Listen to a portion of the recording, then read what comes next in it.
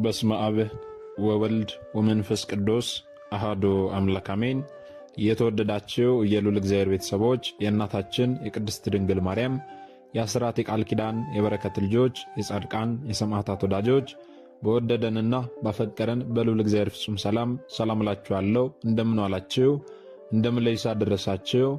አሜን። እንደ ኃጢአታችንና እንደ በደላችን ብዛት ሳይሆን እንደ ምሕረትና እንደ ቸርነቱ ተመልክቶ እስከዚህ ሰዓት ያደረሰን የአባቶቻችን አምላክ ልዑል እግዚአብሔር ስሙ የተመሰገነ ይሁንልን። እርሱን ጠርተን እርሷን የማንተዋት ንጽሕተ ንጹሐን ቅድስተ ቅዱሳን ቅድስት እናታችን ድንግል ማርያም ዘላለማዊ ስሟ የተመሰገነ ይሁንልን። እንግዲህ እንደ እግዚአብሔር አምላካችን መልካምና በጎ ፍቃድ ዛሬ የምንማማረው የአብይ ጾም 8ኛው ሳምንት ሆሳዕና ተብሎ ተሰይሟልና ስለምን ሆሳዕና ተብሎ ተሰየመ፣ በዚህ ዕለት ምን እንድንማር ተፈልጎ ነው የሚለውን እንደ እግዚአብሔር አምላካችን መልካምና በጎ ፍቃድ ዛሬ አጠር አድርገን እንማማራለን። እንግዲህ የሚያስተምረን እግዚአብሔር ነው፣ የሚመክረን እግዚአብሔር ነው፣ የሚገስጸን እግዚአብሔር ነው። እርሱ በመካከላችን ተገኝቶ የጎደለውን አሟልቶ የተጣመመውን አቃንቶ በአፈ መላእክት አርሞ ያስተምረን ይመክረን ይገስጸን ዘንድ የእርሱ መልካምና በጎ ፍቃዱ ይሆንልን። የእናታችን የንጽሕተ ንጹሐን የቅድስተ ቅዱሳን የቅድስት እናታችን የድንግል ማርያም ምልጃ ተራዳይነቷ በረከቷ ሁሉ በሁላችን ላይ ይደርብን። እንግዲህ ወደ ዛሬው ትምህርታችን ስንገባ ታዲያ ቤተ ክርስቲያናችን ታላቁን የአብይ ጾም በ8 ሳምንታት ክፍላ ለ8ቱም ሳምንታት ደግሞ በሊቁ በቅዱስ ያሬድ አማካኝነት የየራሳቸው የሆነ ስያሜ ሰጥታ በዛ ስያሜዎች ውስጥ እኛ ልጆቿን ታስተምርበታለች ማለት ነው። በዚህም መሰረት ታዲያ 8ኛውን የአብይ ጾም ሳምንት ሆሳዕና ብላ ሰይማልናለች። ሆሳዕና ብላ ለምን ሰየመችው? ከቃሉ ትርጉም ጀምሮ አንስተን ስንመለከት ሆሳዕና ማለት ምን ማለት ነው ስንል ሆሳዕና ማለት የዕብራይስጥ ቃል ሲሆን ትርጉሙ እባክህ አሁን አድን፣ አሁን ባርከን ማለት ነው። አስተውሉ። በሰሞነ ሕማማት ጸሎተ ፍታትና ጸሎተ አስተርእዮ ስለማይፈጸም ጸሎተ ፍታትና ጸሎተ አስተርእዮ የሚደረገው በዚሁ በበዓለ ሆሳዕና ነው ማለት ነው። ታዲያ ቅድስት ቤተ ክርስቲያናችን ይህንን የአብይ ጾም 8ኛውን ሳምንት ሆሳዕና ብላ ስትሰይም ዝም ብላ ከመሬት ተነስታ ሳይሆን መጽሐፍ ቅዱስን መነሻ አድርጋ ነው። ስለ በዓለ ሆሳዕና በአራቱም ወንጌላውያን ተመዝግቦ ልናገኛለን። እኛ ግን ለመማማር ያህል ቅዱስ ማቴዎስ ወንጌል ላይ ተመዝግቦ የምናገኘውን አንብበን ትምህርታችንን እንጀምራለን ማለት ነው። እንግዲህ የማቴዎስ ወንጌል ምዕራፍ 21 ቁጥር 1 ጀምሮ ያለውን ስንመለከት እንዲህ ይላል። ወደ ኢየሩሳሌምም ቀርበው ወደ ደብረ ዘይት ወደ ቤተ ፋጌ ሲደርሱ ያን ጊዜ ኢየሱስ ከደቀ መዛሙርቱ 2ቱን ላከ፣ እንዲህም አላቸው፣ በፊታችሁ ወዳለችው መንደር ሂዱ። በዚያን ጊዜም የታሰረችን አህያ ውርንጭላም ከእርሷ ጋር ታገኛላችሁ፣ ፈታችሁ አምጡልኝ። ማንም አንዳች ቢላችሁ ለጌታ ያስፈልጉታል በሉ፣ ወዲያውም ይሰዷችኋል። ለጽዮን ልጅ እነሆ ንጉሥሽ የዋህ ሆኖ በአህያ ላይና በአህያይቱ ግልገል በውርንጭላይቱ ላይ ተቀምጦ ወደ አንቺ ይመጣል በሏት። በነቢይ የተነገረ ይፈጸም ዘንድ ይህ ሆነ። ደቀ መዛሙርቱም ሄደው ኢየሱስ እንዳዘዛቸው አደረጉ። አህያይቱንና ውርንጭላይቱንም አመጡለት፣ ልብሳቸውንም በእነርሱ ላይ ጫኑ፣ ተቀመጠባቸውም። ከሕዝቡም እጅግ ብዙዎች ልብሳቸውን በመንገድ ላይ አነጠፉ። ሌላዎችም ከዛፍ ጫፍ ጫፉን እየቆረጡ በመንገድ ላይ ያነጥፉ ነበረ። የሚቀድሙትም ሕዝብ የሚከተሉትም ሆሳዕና ለዳዊት ልጅ በጌታ ስም የሚመጣ የተባረከ ነው፣ ሆሳዕና በአርያም እያሉ ይጮኹ ነበረ። ወደ ኢየሩሳሌምም በገባ ጊዜ መላው ከተማ ይህ ማን ነው ብሎ ተናወጠ ይላል። አስተውሉ እግዚአብሔር ቤተሰቦች፣ ይህ የቅዱስ ማቴዎስ ወንጌል ምዕራፍ 21 ቁጥር 1 ጀምሮ እስከ ቁጥር 10 ድረስ ያለ ኃይለ ቃል ነው። ታዲያ ሆሳዕና ከ8ቱ የአብይ ጾም እሁዶች አንዱና የመጨረሻው ሳምንት ተብሎ የሚጠራው ከትንሣኤ ቀድሞ የሚገኝ የሕማማት መግቢያ ዋዜማ ነው። ሆሳዕና አስቀድሞ ካለው ረቡዕ ጀምሮ የሚታሰብ ታላቅ የቤተ ክርስቲያን የበዓል ቀን እንደሆነ ሁላችንም ልናውቅ ያስፈልጋል። ይህ ሆሳዕና የሚለው ስያሜ ወይም ደግሞ ይህ ስም በዚህ በሰንበትና በዋዜማዎቹ ዕለታት የሚዘመረው ጾመ ድጓ ሆሳዕና በአርያም፣ ሆሳዕና ለወልደ ዳዊት እንዲሁም ደግሞ ሌሎችም ሆሳዕና የሚለውን ቃል ቅዱስ ያሬድና ሌሎችም አባቶቻችን በየቦታው እየጠቀሱና እየተዘመረለት በአህያ ውርንጭላ ላይ ተቀምጦ ኢየሩሳሌም የገባበትን ሁኔታ እየተረከ ስለሚያስተምር ስለሚዘምር ይህ ሰንበት በጌትነትና በክብር በውዳሴ በቅዳሴ ሆሳዕና በአርያም እየተባለ በሽማግሌዎችና በሕፃናት አንደበት በድንጋዮችም ልሳን ሳይቀር እየተመሰገነ ወደ ቅድስት አገር ኢየሩሳሌም በክብር ሲገባ ለሰጣቸው ለተቀደሰ ሰላሙና ፍቅሩ መታሰቢያ ሆኖ የተሰጠ ነው። ይህ ሆሳዕና የሚለው ስያሜ ማለት ነው። አስተውሉ። ታዲያ ጌታችን መድኃኒታችን ኢየሱስ ክርስቶስ ሌላ ቀን እንደ ተራ ሰው ሆኖ ወደ ኢየሩሳሌም ይገባ ነበረ።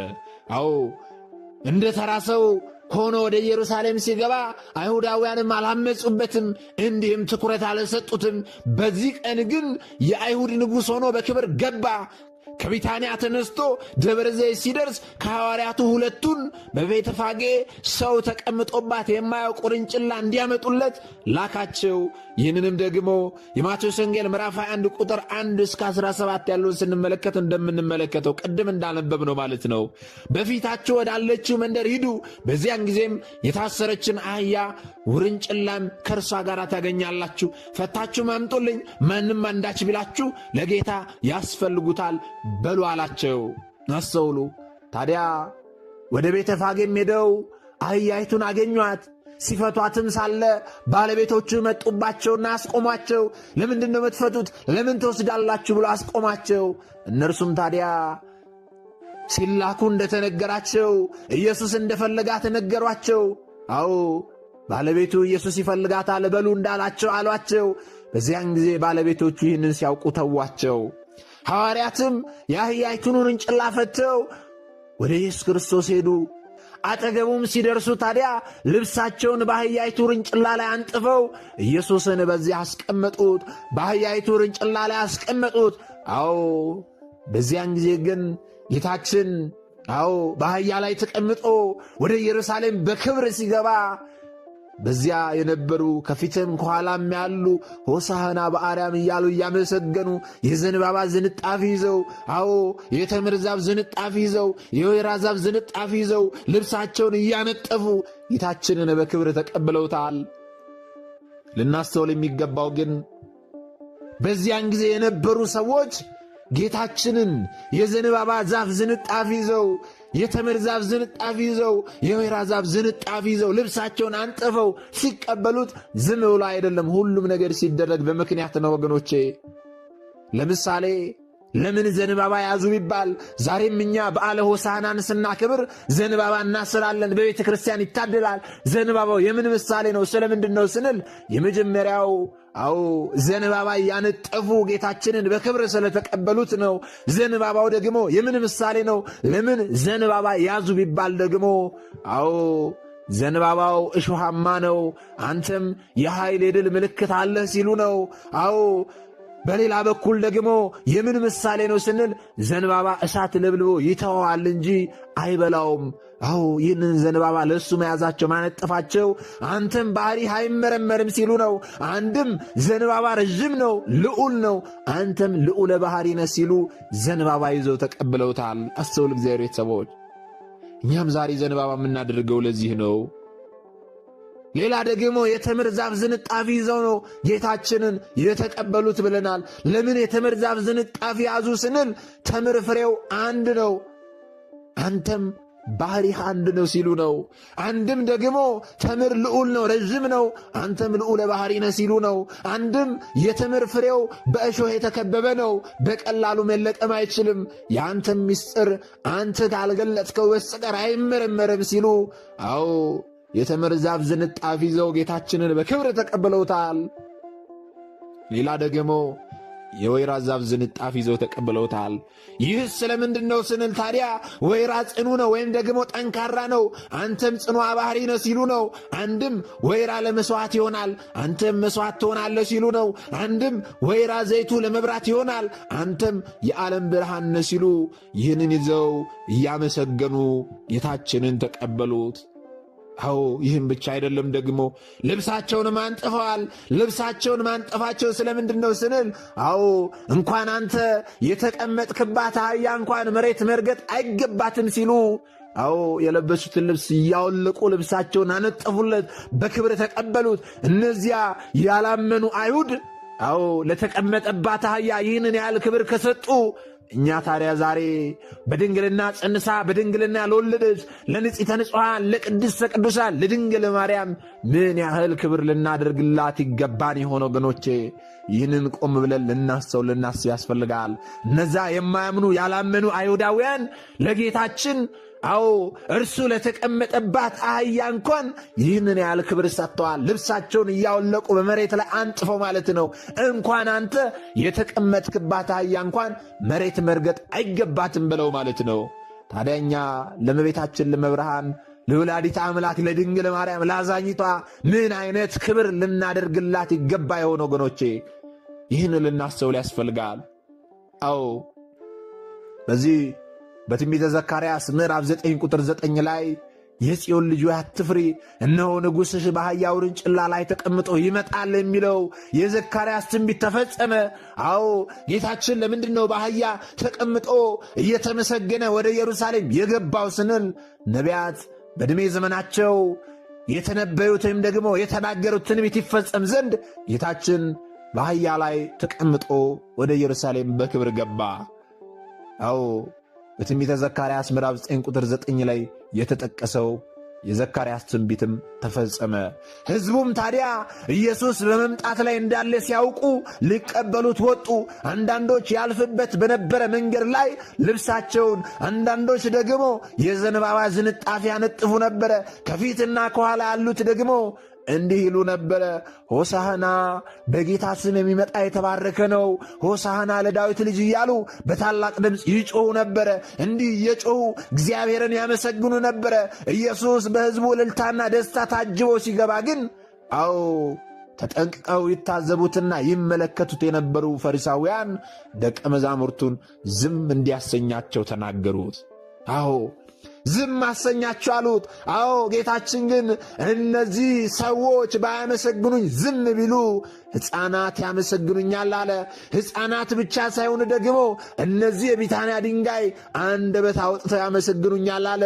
በዚያ ጊዜ የቢታንያ ድንጋይ አንደበት አውጥቶ አፍ አውጥቶ ሆሳህና በአርያም፣ አዎ ሆሳህና ለዳዊት ልጅ፣ ሆሳህና በጌታ ስም የሚመጣ የተባረከ ነው እያሉ ጌታችንን አመሰገኑ። በእውነት ክብር ለአምላካችን ይሁን። አዎ እኛ ብናመሰግነውም ባናመሰግነውም ጌታችን ላይ የምንጨምርበትም የምንቀንስበትም ነገር የለም ወገኖቼ። እግዚአብሔር አምላካችንን ብናመሰግን ግን የምንጠቀመው እኛው ነን። እርሱም በማመስገናችን የምንጠቀመው እኛ ነን እንጂ አዎ እርሱማ ምስጉን ነው፣ የተመሰገነ ነው። ብናመሰግነው ምንም አንጨምርበትም፣ ባናመሰግነው ምንም አንቀንስበትም ወገኖቼ። እኛ ባናመሰግነው እንኳን ደግሞ ድንጋዮች እንኳን አፍ አውጥተው ያመሰግኑታል። በእውነት ክብር ለአምላካችን ይሁን። አዎ በዚህ በበዓለ ሆሳዕና የቢታንያ ድንጋይ አፍ አውጥተው ጌታችንን እንዳመሰግኑ ቅድስት ቤተ ክርስቲያናችን ታስብራለች። አዎ ዝም እንዲያሰኛቸው ነግረውት ነበረ። እርሱም ታዲያ ሕዝቡ ዝም ቢል ድንጋዮች እንደሚጮኹ ነገራቸው፣ አስተማራቸው። ድንጋዮች እንደዚሁ አመሰገኑት። ኢየሱስ ክርስቶስ ኢየሩሳሌምን ሲያት አለቀሰላት። አዎ አንቺ ኢየሩሳሌም ለሰላምሽ የሚያስፈልገውን ነገር ምናውቀሽ ቢሆን ኖሮ፣ አሁን ግን ይህ ነገር ከዓይንሽ ተሰውሮብሻል። ጠላቶችሽ በዙሪያሽ እንዳጥር ከበው፣ አዎ በዚህም በዚያም አንቺን የሚያስጨንቁበት ጊዜ ይመጣል። ምክንያቱም እግዚአብሔር ሊያድንሽና ሊጎበኝሽ የመጣበትን ጊዜ ባለማወቅሽ ነው እያለ አዎ ጌታችን አለቀሰላት፣ ረገማት። መድኃኒታችን ኢየሱስ ክርስቶስ ወደ ኢየሩሳሌምም የገባው ስለ ድህነቷ ሊያሳስባት ፈልጎ ነው። በማያወላዳ መንገድ ንጉሷና መድኃኒቷ እንደሆነ ገለጸላት። ወደ ራሷ ተመልሳ ጸጋዋን እንድትቀበል አዎ የልቧን ድንዳኔ ትታ እርሱን እንድትሰማ አስጠነቀቃት። ግን አልተጠነቀቀችም። ለጊዜው በክብር ተቀበለችው። ከጥቂት ቀን በኋላ ግን ተወችው። አዎ በመስቀል ላይ ሰቀለችው። ብዙ መከራ ስቃይ ያደረሰችበት የደህንነቷን ቀን ማወቅ ተሳናት። በዚህም ደግሞ ከብዙ ዓመታት በኋላ ይቺ ኢየሩሳሌም መዓት ደረሰባት፣ ወይም ደግሞ መዓት ወረደባት። ይህ የሚያሳዝን የኢየሩሳሌም ሥራ፣ አዎ የሁላችንም የኛ ሥራ ነው ወገኖቼ። ኢየሱስ ክርስቶስ መድኃኒታችንን መቀበል አንፈልግም። አዎ ወይም ደግሞ ተቀብለን በኃጢአት ከኛ እንዲርቅ አድርገነዋል። በቅዱስ ቁርባን ወደ እኛ ሲመጣ በደስታ እንቀበለዋለን።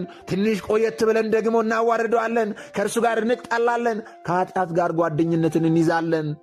በኃጢአት ስንወድቅ እርሱን እንደገና እንሰቅለዋለን ወገኖቼ። ኢየሱስ እኛን አዎ አቤት በዚህ ቀን ለደህንነት የሚደረገውን ብታውቅ ኖሮ ይለናል። ይህ ሁሉ ከዓይን ተሰውሮብሃል፣ ማወቅን አልፈለክም። ይህን እወቅ ግን አንድ ቀን እያለ አዝኖ ይፈርድብናል ወገኖቼ። ይህንን በማሰብ ሲመጣና ሲናገረን እንቢ አንበለው፣ እምቢ አንበለው።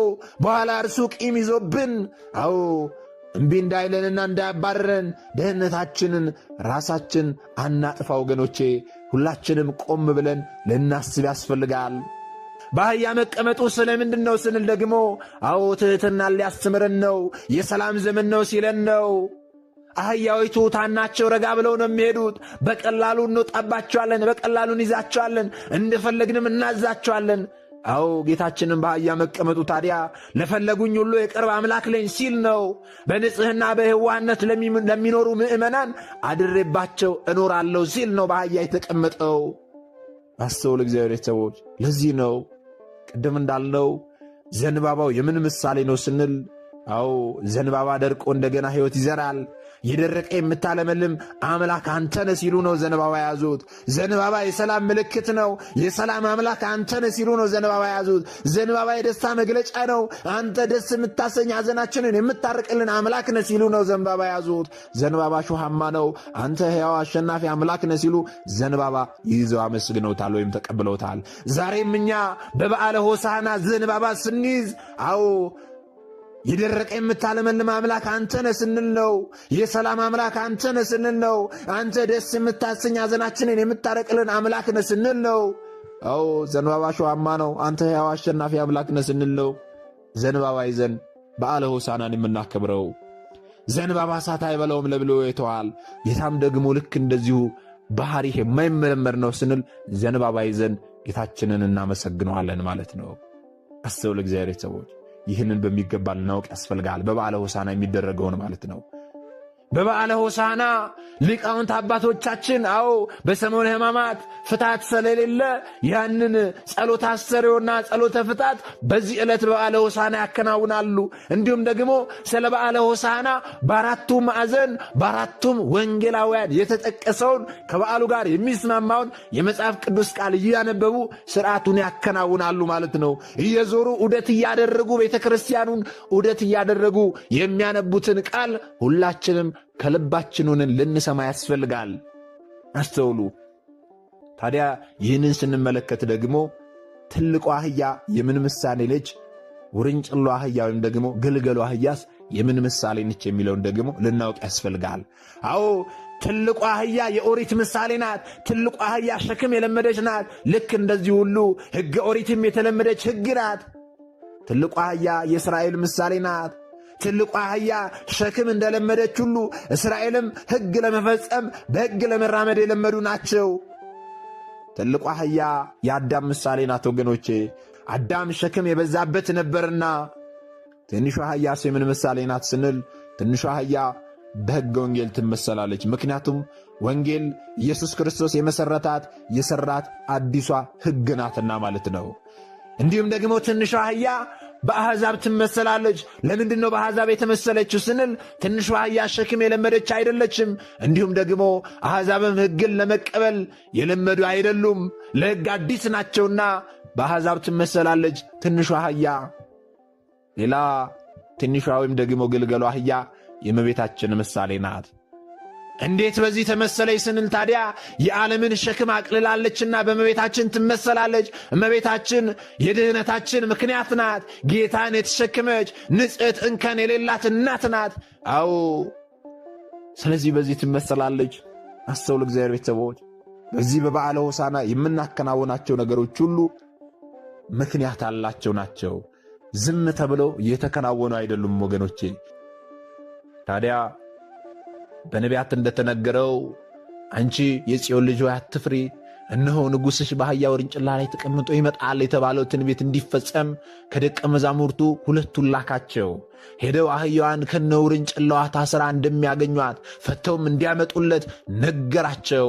ለምን ብለው ከጠየቋቸውም ደግሞ ጌታዋ ይፈልጋታል በማለት መልስ እንዲሰጡ አዛቸው። እነርሱም እንደተባሉት አደረጉና ልብሳቸውን አንጥፈውለት በአህያዋ ላይ አስቀመጡት። የማቴዎስ ወንጌል ምዕራፍ 21 እንደምንመለከተው ማለት ነው። ትልቁም ትንሹም ታዲያ ሆሳና ለዳዊት ልጅ ሆሳና በአርያም እያሉ ያመሰግኑት ነበረ። ዘንባባ ይዘው ልብሳቸውንና የዛፍ ቅጠሎችን በየመንገዱ እያነጠፉ ጌታችንን በክብር ተቀብለውታል።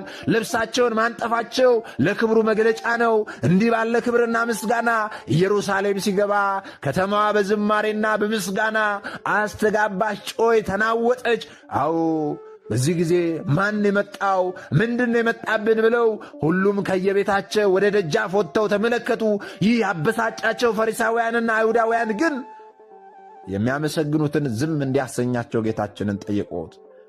እርሱም ታዲያ እነዚህ ዝም ቢሉ ድንጋዮች ያመሰግኑኛል ብሎ መለሰላቸው። በነቢዩ ዳዊት ታዲያ ከሚጠቡ ሕፃናትና ከልጆች አፍ ምስጋናን አዘጋጀ የሚለው መዝሙር 8:2 ላይ ተብሎ የተነገረው ትንቢት እንዲፈጸም የ40ና የ80 ቀን የዓመትና የ2 ዓመት ሕፃናት አዎ ጌታችንን አመስግኖታል። ሆሳዕና በአርያም እያሉ ጌታችንን አመስግኖታል። የቢታንያ ድንጋይም አፍ አውጥቶ ጌታችንን አመስግኖታል። አዎ በእውነት ክብር ለአምላካችን ይሁን ወገኖቼ። ክቡር ዳዊት ታዲያ ከሕፃናትና ከሚጠቡ ጨቅላዎች አንደበት ምስጋናን አዘጋጀ ያለው ትንቢት ሲፈጸም አዎ ግፈኛው ጠላት ዲያብሎስ አዎ የሚወገድበት ጊዜ መድረሱን ያመላክታል ማለት ነው። ዲያብሎስ የሰውን ልብ ዙፋን አድርጎ ሰውነቱን ድንኳን አድርጎ ኃጢአትን ደግሞ አጥር አድርጎ 5500 ዘመን ቢኖርም አምላካችን መድኃኒታችን ኢየሱስ ክርስቶስ በመስቀል እርሱን ከሰዎች ልቦና የሚያስወግድበት ቀን ቀርቦ እንደነበረ እናስተውላለን ማለት ነው። አስተውሉ። አዋቂዎችም ሕፃናትም ሆሳዕና በአርያም እያሉ ማመስገናቸውም መድኃኒት መባል ለአንተ ይገባሃል ማለታቸው ነው። በበዓለ ሆሳዕና ጉዳይ ላይ ከሚነሱ ጥያቄዎች መካከል አንዱ የአህያዋና የውርንጭላዋ ነገር ነው። ጌታችን ኪሩቤል በሚሸከሙት ዙፋን የሚቀመጥ አምላክ ሲሆን ትሑት ሆኖ በአህያ ላይ የተቀመጠ አህያዋን ከነ ውርንጭላዋ ፈታችሁ አምጡልኝ ማለቱ የሰው ልጅ ከኃጢአት እስራት ለመፍታት የመጣ አምላክ መሆኑን ያሳየናል። አዎ ደቀ መዛሙርቱ አህዮቹን ፈተው ማምጣታቸው ደግሞ ስልጣነ ክህነታቸውን ያመላክታል። አዎ ደቀ መዛሙርቱ እንዲሁም ደግሞ ካህናት አባቶቻችን በምድር የፈታችሁት በሰማይ የተፈታ ይሆናል፣ በምድር ያሰራችሁት በሰማይ የታሰረ ይሆናል ተብሎ ስልጣን ተሰጥቷቸዋል። ደቀ መዛሙርቱም ታዲያ ሄደው አህዮቹን ፈተው ማምጣታቸው ስልጣነ ክህነታቸውን ያመላክታል ማለት ነው። በአህያ ላይ ልብሳቸውን ማንጠፋቸው ደግሞ የምትመች የማትቆረቆር የወንጌልን ሕግ በአህያ ላይ ልብሳቸውን ማንጠፋቸው ደግሞ የምትመች የማትቆረቁር የወንጌል ሕግ ሰጠን ሲሉ ነው። በአህያ ላይ የተቀመጠ ሰው በፈረስ እንደተቀመጠ ሰው ፈጥኖ አያመልጥም ወገኖቼ። ጌታችን ኢየሱስ ክርስቶስም ከፈለጉኝ አያጡኝም ሲል በአህያ ላይ ተቀምጧል። ከግለሰብ ደጅ የተፈታች አህያ ጌታዋ ይፈልጋታል ብሎ ያስፈታት በፈጣሪነት ወይም ደግሞ ስለፈጠራት ገንዘቡ ስለሆነች ነው። አህያን ያልናቀ አምላክ በእውነት እኛም ከኃጢአት ርቀን ብንፈልገው ማደሪያዎቹ ሊያደርገን ፈቃዱ ነው። የአህያዋን መፈታት የፈለገ ጌታ እኛም ወደ ካህናት ቀርበን ኃጢአታችንን ተናዘን ከበደል እስራት እንድንፈታ ይፈልጋል ወገኖቼ። ስለዚህ ሁላችንም ልንስሐ እንገባ ያስፈልጋል። ከኃጢአት እስራት ተፈተን የአምላካችን የመድኃኒታችን ኢየሱስ ክርስቶስ ማደሪያ እንድንሆን የእግዚአብሔር ቸርነት የቅድስት ድንግል ማርያም አማላጅነት በእውነት ሁላችንን ይርዳን። ስለዚህ ይህንን በዓለ ሆሳዕናን ስናከብር ስለምን እንደምናከብር በዚህ ዕለት ጌታችን ምን እንዳደረገልን እንዲሁም ደግሞ በበዓለ ሆሳዕና የሚከናወኑ ምስጢራትም ምን እንደሆኑ ልናውቅ ያስፈልጋል ማለት ነው። የጌታችን ሕማማት የሚጀምረው ታዲያ በዓለ ሆሳዕናን ባከበርን ከሰዓት ነው። በዓለ ሆሳና የሚከበረው ቀድሞ ካለው ረቡዕ ጀምሮ ነው ብለናል። ነገር ግን ጸሎተ አስተርእዮና ጸሎተ ፍታት የሚደረገውና በዋናነት የሚከበረው በዕለተ እሁድ ነው። በዕለተ እሁድ ይህንን ክብረ በዓል ካከበርን በኋላ ከሰዓት ጀምሮ ሕማማቱ ይጀምራል ማለት ነው። ለምንድን ነው ሕማማቱ የሚጀምረው ስንል ታዲያ ጌታችን እየተመሰገነ ከገባበት ሰዓት ጀምሮ ጸሐፎች ቀኑ፣ እንደዚሁም ደግሞ ተበሳጩ፣ ጌታችን ላይ ዛቱበት፣ ሰደቡት። ስለዚህ ሕማማቱ የሚጀምረው ከዚህ ነው ወገኖቼ። መሰደብም ሕማም ነው። ስለዚህ ጌታችንን የሰደቡበት ያጉረመረቡበት ዕለት ነውና ከሰዓት ጀምሮ ሰሞነ ሕማማቱ ይጀምራል ማለት ነው። ይህም ብቻ ሳይሆን ደግሞ ሰሞነ ሕማማቱ 5 ቀን ተኩል ይሆናል። ከሰኞ እስከ ዓርብ 5 ቀን አለ። እንደዚህም ደግሞ እሁድ ከሰዓት ደግሞ ግማሽ ቀን አለች። ያም ደግሞ 5500 ዘመን የዓመተ ፍዳ የዓመተ ኩነኔውን ዘመን እንዲያስታውሰን ነው። 5 ቀን ተኩል የተባለውን 5500ውን ዘመን የአዳም ልጆች ሁሉ በእስራት የነበሩበትን በጨለማ የነበሩበትን ያንን ዓመተ ፍዳ ዓመተ ኩነኔን እንድናስብ 5 ቀን ተኩል ይሆን ዘንድ ሰሞነ ሕማማት የሚጀምረው በዓለ ሆሳዕናን ባከበርን ከሰዓት ጀምሮ ነው። ያንንም ደግሞ የሰሞነ ሕማማት ሰኞን ስንመለከት እንማማራለን። በሰሞነ ሕማማት ሰኞ ጌታችን ምን አደረገልን፣ ማክሰኞ ምን አደረገልን፣ ረቡዕ፣ ሐሙስ፣ ዓርብ ምን አደረገልን የሚለውን ዕለቱን ጠብቀን እንማማራለን። ይህም ብቻ ሳይሆን ደግሞ በሰሞነ ሕማማት የሚፈጸሙ ስርዓቶች አሉ፣ የማይፈጸሙ አሉ። እነዚህስ ምንድን ናቸው? የሚጸለዩ ጸሎቶች አሉ፣ የማይጸለዩ ጸሎቶች አሉ። እነዚህስ ምንድን ናቸው የሚለውን በቀጣይ አስተምሯችን ላይ እንማማራለን ማለት ነው። ለዚህ ነው ይህንን በዓለ ሆሳዕና አስቀድመን የተማማርነው ማለት ነው። ሁላችንም አውቀን ክብረ በዓሉን እንድናከብር እንደዚሁም ደግሞ ስርዓቶችን ሁሉ አውቀን እናከናውን ዘንድ ማለት ነው። ስለዚህ ይህንን የሰማነውን የተማርናትን ያወቅናትን ደግሞ ላልተማሩ ላላወቁት ወንድሞቻችን ልናሳውቅ ያስፈልጋል ወገኖቼ። ምክንያቱም እኛ የተማርነውን አስተምረን ቢሆን ኖሮ፣ እኛ ያወቅነውን አሳውቀን ቢሆን ኖሮ ማንም ሀብተ ወልድና ስመ ክርስትና ሰጥታ ማኅተብ በአንገቱ ላይ ካሰረችበት ከቅድስት ቤተክርስቲያን ወጥቶ ወደ ሌሎች ሃይማኖት ተቋማት ባልሄደ ባልገባ ነበረ። ነገር ግን እኔና እናንተ የተማርነውን ስለማናስተምር ያወቅነውን ስለማናሳውቅ ብዙ እህቶቻችንና ወንድሞቻችን እየሳቱ ነው ያሉትና የሳቱትንም ለመመለስ ያሉትንም ለማጽናት አሁን ላይ የተማርነውን ወደፊትም የምንማረውን የቤተ ክርስቲያናችን አስተምሮ ልናስተምር ያስፈልጋል ማለት ነው። ይህን እንድናደርግ ደግሞ እርሱ አምላካችን መድኃኒታችን ኢየሱስ ክርስቶስ ሁላችንንም ይርዳን። ምናልባት ደግሞ ዛሬ ገና ወደዚህ መንፈሳዊ ቻናል ላይ የመጣችሁ ሰዎች ካላችሁ ከዚህ በፊት የተማማርነውም ከዚህ በኋላ የምንማማረውም መንፈሳዊ አስተምሮች ወደ እናንተ እንዲደርሱ ከፈለጋችሁ ሰብስክራይብ አድርጋችሁ የደውል ምልክቱን መጫን ይኖርባችኋል። ምክንያቱም ይህ ቴክኖሎጂ ያመጣው ስርዓት ነው፣ እኔ ያልኩት አይደለም። ይህንን ካደረጋችሁ ዕለት ዕለት ከዚህ የሚለቁ አስተምሮች ወደ እናንተ ይደርሳሉ። ይህንን ካላደረጋችሁ ደግሞ ዛሬ እንደ አጋጣሚ ይህንን አስተምሮ ሰምታችሁ ሊሆን ይችላል፣ በቀጣይ ከዚህ የሚለቁ አስተምሮች ወደ እናንተ አይደርሱም ማለት ነው። ስለዚህ ወደ እናንተ እንዲደርሱ ከፈለጋችሁ ሰብስክራይብ አድርጋችሁ የደውል ምልክቱን መጫን ይኖርባችኋል።